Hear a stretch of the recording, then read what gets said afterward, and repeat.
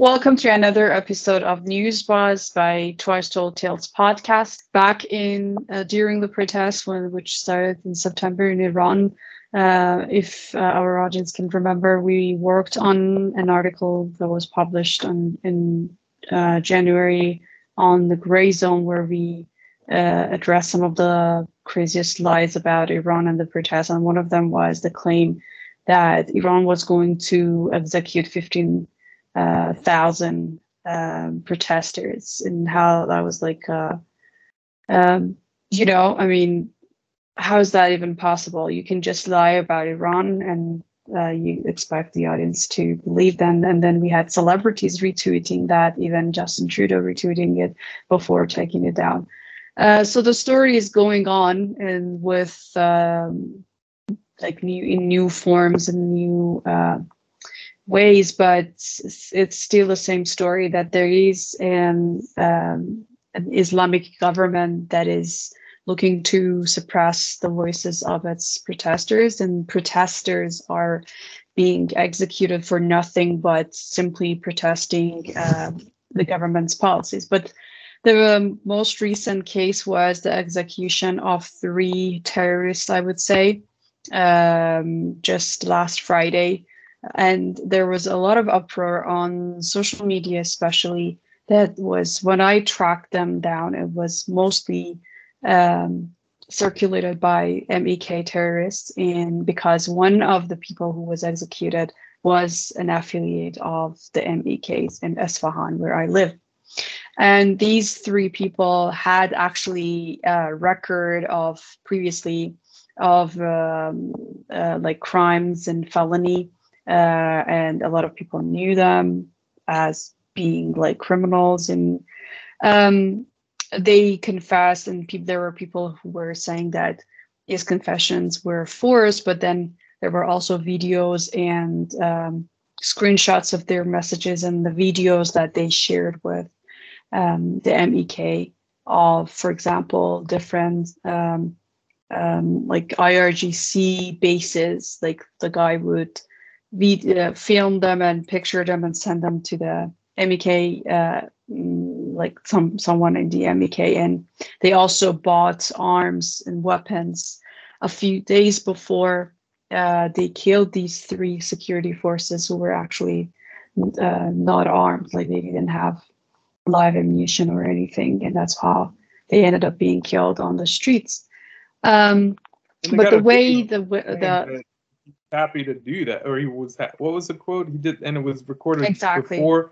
It was like in a restaurant before. It wasn't like an interrogation by some the guy official, so the guy actually casual acquaintance videoing in a restaurant. There are actually a few videos of them, of the things that they have done. But yes, one of the videos is one of these guys, the same night that he and the others killed these security forces, they went to a restaurant, and he filmed himself saying that this is exactly the sentence he said, that I killed them like dogs, and today I'm running away, or I'm going away. Tonight I'm going away, because they were planning to go up north and exit the country. So, I mean, like, everything is very clear. And the way actually they were exposed is that there were disagreements among them. And there were some people who reported them to the security forces. But the way the mainstream media has been portraying it is that, I mean, the headlines by, for example, BBC Farsi, VOA, and obviously in Iran International and everything, is that Iran has once again executed 3 protesters, which is absolutely ridiculous. And if you go to that neighborhood and if you ask people, I'm sure there are a lot of people who would tell you what actually happened, because that's what you hear from people here. And as I said, the lies are surrounding these executions. It started by MEK, and there is actually a video posted by a senior member of, or a like top ranking member of the MEK, where in the camp in Albania, they had a march in like honoring these three guys. In of course, one of them only was a member of the MEK terrorist organization, but they were holding the pictures of these people and they were honoring them, and they were calling them heroes and everything. And actually, the same night, I think it was the same night or the night after that, that the MEK official website published, like it was immediately after that, that published that the brave youth in Isfahan have managed to kill three like oppressive forces. So this is actually what they were celebrating. The MEK official website was also celebrating. There are so many different stories of, or different narratives of how this has been reflected, especially on social media and all these propaganda channels. And people can have different ideas and disagree with capital punishment, but that's not the point here. The point is depicting three armed terrorists as innocent people who were basically only protesting on the streets, rather than saying or referring to the fact that they killed security forces. And if the same thing had happened in any other country, these guys would have been killed on the spot, and there would be no court or no trial, so that people would start discussing if the trial is not transparent, if it is fair or if it's not fair or anything, because those guys would have been killed on the spot. And and there's also so much Islamophobia in the reporting of these things, that a lot of people have started. There are these emojis and viral tweets where people are ridiculing and disrespecting the call to prayer, like the clerics and Islam itself. And one of the like most famous people who has done that is Yasemin Pahlavi, who is the wife of the son of the ousted dictator. The Pahlavi monarchy was, of course, ousted by Iranian Popular Revolution in 1979, and his son is living in the U.S. And so his wife posted a picture that shows like an alarm clock for the call to prayer, and then there is also like a stick drawing of a man being hanged, and she posted an emoji of the vomiting face and said that sound, like referring to the call for prayer. So she's publicly. Can you put that in the video, because it is pretty remarkable. I'm going to do that. This is the wife. Yeah, I'm going to do that. Of what? Is it his first wife? Yeah, I'm going to post the picture. Has he had any other wives? Okay. No. So this is the son of the former dictator who was appointed by the U.S. and Britain to like rule over Iran, and then the Islamic Revolution ousted him because he was so corrupt. The father of this guy, and so violent with the Savak forces, and so this woman that he married is openly not faithful to him. Like, he's a cuckold to this woman, and she goes around sleeping with like French guys or whatever, and takes pictures of herself. And then she also is posting on social media that she is sickened by the call to prayer. She's saying that sound, and she puts an emoji and a vomiting emoji. So she's insulting over 1 billion people and their practice.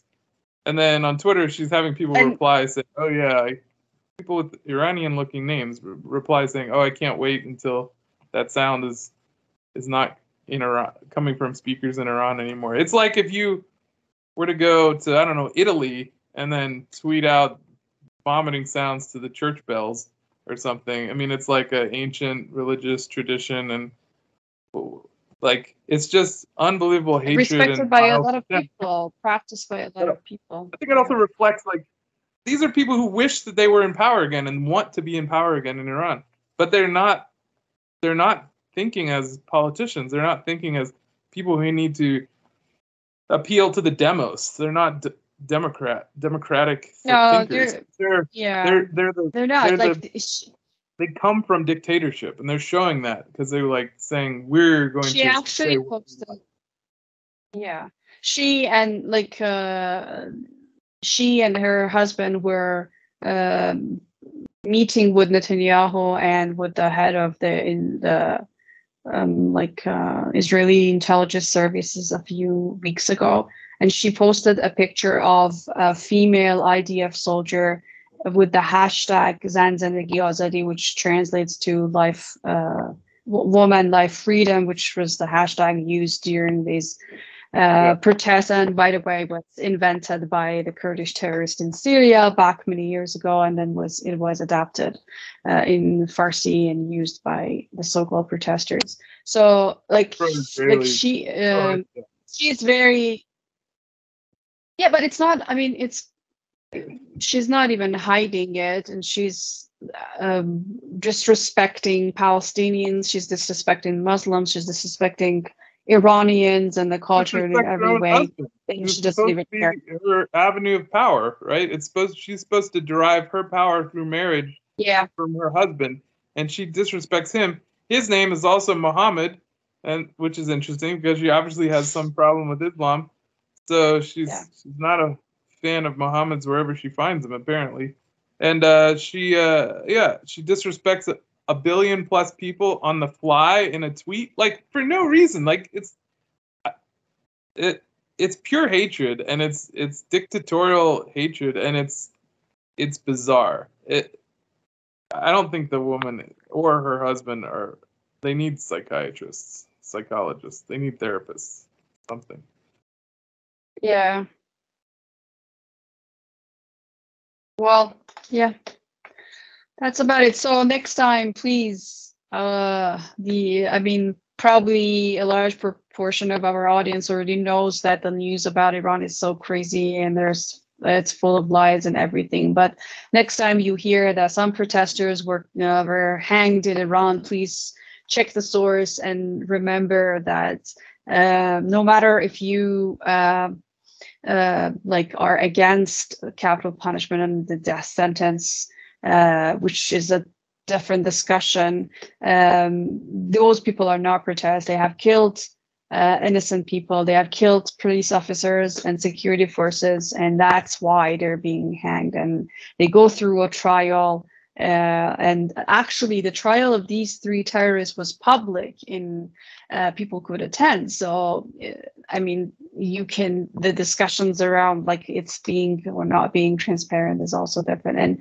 And yeah, I mean, I think it's very important for anyone who is concerned, even if you're not a pro-Iran or anything, you have to be pro-truth and against violence. So if before starting to criticize the Iranian government or the judicial system in Iran, you have to first denounce violence, denounce the MEK terrorists, and say that you abhor this acts of violence, because if you start shooting to death the police officers and security forces of a country, the next step is a full-scale war, and you can't do anything about it. So that's the first thing that people need to do before moving to criticize the Iranian government or the judicial system for anything that it does to terrorists or murderers and other stuff.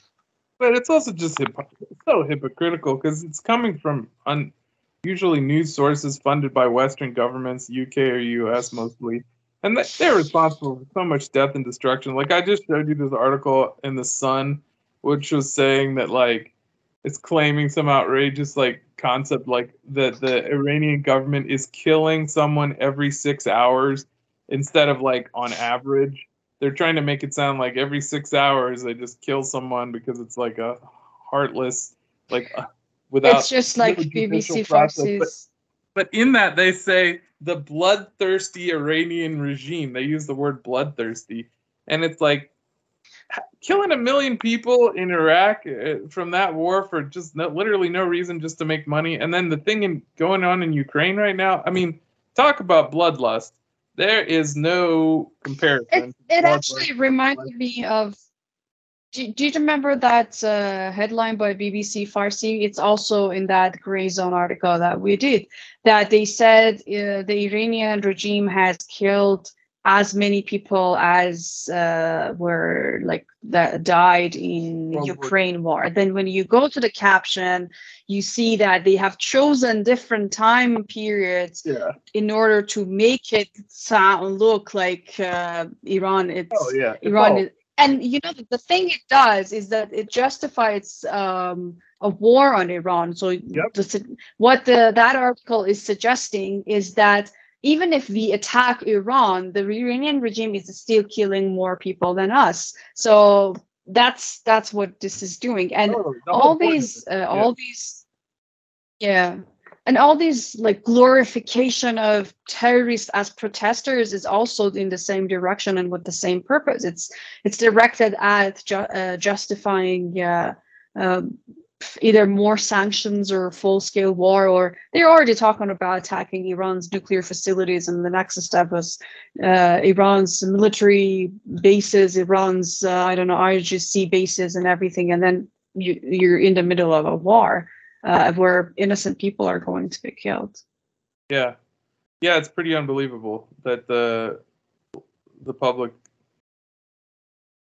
believes any of these reports anymore. But apparently, there's still people who think that the Western governments have a desire to inform their public rather than deceive them, which is it's interesting.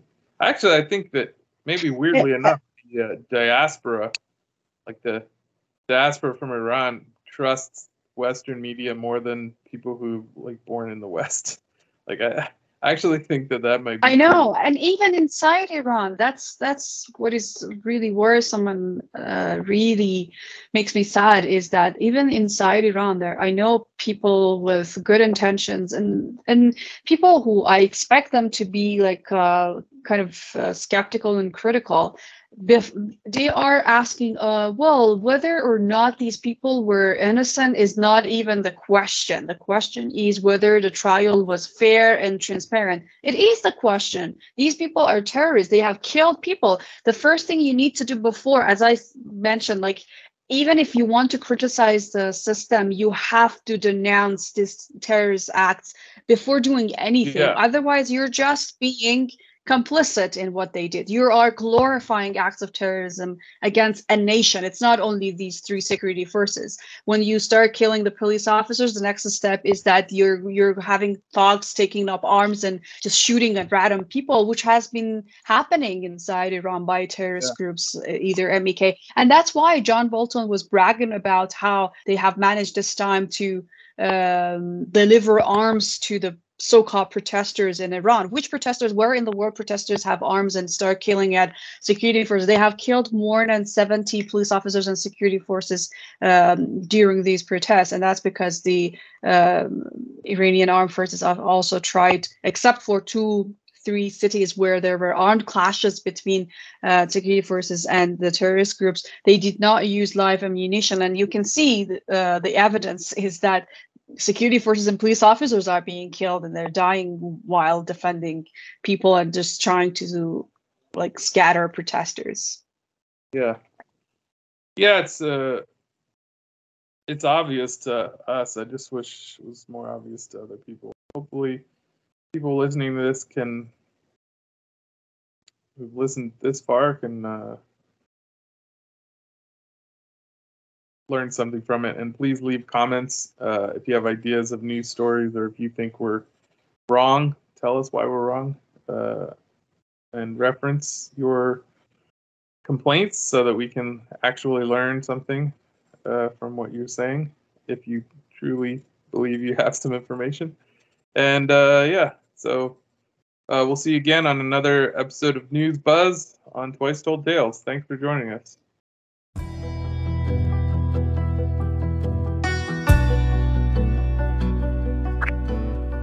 Bye.